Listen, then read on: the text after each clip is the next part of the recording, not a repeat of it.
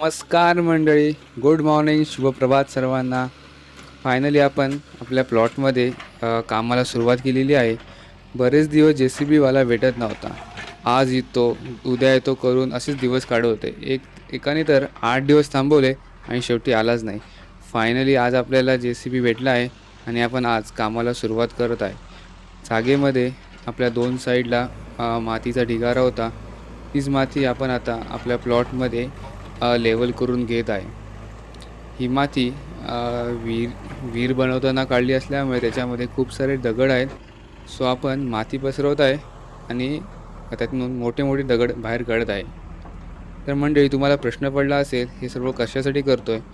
तर आपण या छोट्याशा आपल्या प्लॉटला ऑर्गॅनिक फार्ममध्ये कन्व्हर्ट करणार आहे. तसं बघाल तर मला या सर्वाचा काहीच एक्सपिरियन्स नाही आहे. एकदम टोटल झिरो. तरी पण आपण एक नवीन सुरुवात केलेली आहे. बघूया आपल्याला कसं काय जमतंय. ही सर्व माती बाजूच्या गडग्यानं एकदम चिटकून असल्यामुळे ती बाजूला काढणं आणि ते पण गडग्याला न टच करता, न पडता हे सर्वात महत्त्वाचं काम होतं आणि त्याच्यामध्येच थोडा टाईम जात होता. पण हा JCB ऑपरेटर एकदम वेल ट्रेन आहे. मस्त त्याने आतमध्ये गाणी लावली आहेत आणि काम सुरू आहे. खूप सारे मोठे-मोठे दगड आहेत, हे आपण बाजूला करतोय. कारण आपल्या ह्या फार्ममध्ये जिथे झाडं लावतोय तिथे आपल्याला दगड फार नको आहे, त्याच्यामुळे आपण ते काढतोय. आता साधारण दुपारची 2 वाजत आले असतील आणि आपलं जवळपास अर्धं काम होत आलं आहे. एक साधारण आपण जमिनीचा अर्धा पोर्शन कव्हर केला आहे. एक साधारण 8 इंचाचा आपण 8 ते 10 इंचाची लेयर करतोय. आणि हे बघा, ह्याच्यामध्ये एवढे मोठे-मोठे दगड आपल्याला भेटले आहेत. हे आपण थोडे साईडला करून एका कोपऱ्यामध्ये ठेवणार आहोत. आपण हे टाकून देणार नाही आहे. पुढे मागे ह्याचा नक्कीच यूज होईल. आपला हा प्लॉट पूर्णपणे कातळ जमिनीचा आहे, पूर्ण दगड. सो ह्याच्यावर माती अजिबात नाही. त्याच्यामुळे ही जी विहिरीची माती आलेली होती, ही आपण आत्ता तिथे पसरून घेत आहे. आपण प्लॉट खरेदी करताना त्याच्यामध्ये ऑलरेडी विहीर होती. सो या प्लॉटचा हा एक प्लस पॉईंट होता. हा आहे NA प्लॉट म्हणजे नॉन ॲग्रिकल्चर. सो ह्याच्यामध्ये खरं तर घर बांधण्याचं प्लॅनिंग आहे. पण याच्यामध्ये आपण ऑर्गॅनिक फार्म डेव्हलप करणार आहोत. काय माती होती ती संपूर्ण पसरून झालेली आहे आणि दगडही बाजूला केले. आता वेळ आहे खड्डे खोदण्याची.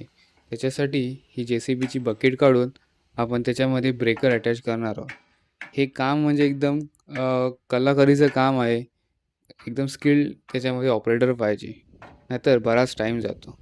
आणि ह्या भावाने पटपट काम सुरू केलं आणि एका फटक्यात बघा त्याने त्याचा नट बाहेर काढला. आता ऑपरेटरने बकेट बाजूला काढून ठेवले आणि त्याला ब्रेकर तो जोडत आहे आणि त्याच त्या JCBच्याच आर्मने तो त्याला जवळ घेऊन त्याला जोडतो. आता हेच काम थोडंसं ट्रिकी आहे, कारण त्याचे बरोबर नट फिट करण्यासाठी एकदम परफेक्ट होलमध्ये तर गेलं पाहिजे, तरच ते लागतात, नाहीतर टाईम पण जातो. मध्ये ऑपरेटर उतरून ते ॲडजस्ट पण करत होता. मध्ये मी त्याला हेल्प पण करत होतो, की त्याचा होल कुठे आहे, काय आहे, त्याच्यासाठी थोडं गाईड करत होतो. फायनली ब्रेकर आणि JCB आर्म एकदम परफेक्ट पोझिशनमध्ये आले. त्याच्यामुळे त्याचा आपण नट फिट करून घेत आहे आणि हा बघा, हे एकदम मोठ्या हातोडीने तो आत ढकलायला लागतो. किंचितसं जरी त्याच्यामध्ये जर डिफरन्स असेल तर ते आतमध्ये अजिबात जात नाही. साधारण अर्धा तास गेला आपल्याला ब्रेकर जोडायला आणि आता आपण खड्डे खोदायचं काम चालू केलं आहे. आईने एकदम फुल डेडिकेशनने काम करत आहे. जेवायलाही लेट झाला. साधारण 3 वाजता आम्ही दोघं पण जेवायला गेलो. ऑपरेटर बोलला, "मी काय ब्रेकर जोडल्याशिवाय काही जेवायला जाणार नाही." सो मी पण त्याच्यासोबत थांबलो आणि आम्ही पूर्ण ब्रेकर जोडून मग लंचला गेलो. लंच झाल्यानंतर येताना 1 किलो चुना आणला आणि पहिले खड्ड्यांसाठी मार्किंग काढून घेतले.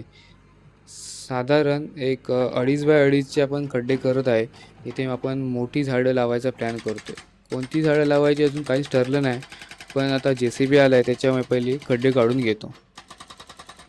आता आपला पहिला खड्डा खोदून झाला आहे आणि आपण दुसऱ्या खड्ड्यासाठी सुरुवात केली. पहिल्या खड्ड्याला साधारण 55 मिनटं लागली, म्हणजे एक साधारण 1 तासभर पकडा. इथला कातळ एकदम हार्ड असल्यामुळे खड्डे खोदायला खूप वेळ लागतो आहे. सो हे खूप पेशन्सचं काम आहे आणि खूप टेक्निक पण लागते. कारण बाजूला गडगा आहे. तो ब्रेकरच्या धक्क्याने तो गडगा पडला नाही पाहिजे याची काळजी घेऊनच खड्डे खोदायला त्याला मी सांगितले.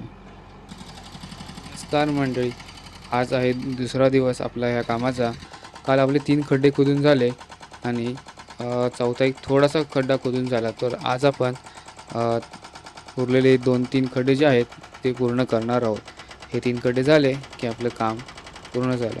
मोठी झाडं लावताना फ्युचर बंगलोच्या प्लॅनिंगनुसारच आपण खड्डे मारतोय. प्लॉटच्या फ्रंट साईडला 2 खड्डे मारले आणि राईट साईडला 4 खड्डे. आता आपलं ऑलमोस्ट काम झालं आहे आणि ह्या प्लॉटच्या साधारण एक 60 ते 70% जागा आपण मातीने कव्हर केलेली आहे. चला तर म्हणजे हा व्लॉग इथेच थांबवतो. Please like, share and subscribe. Thank you.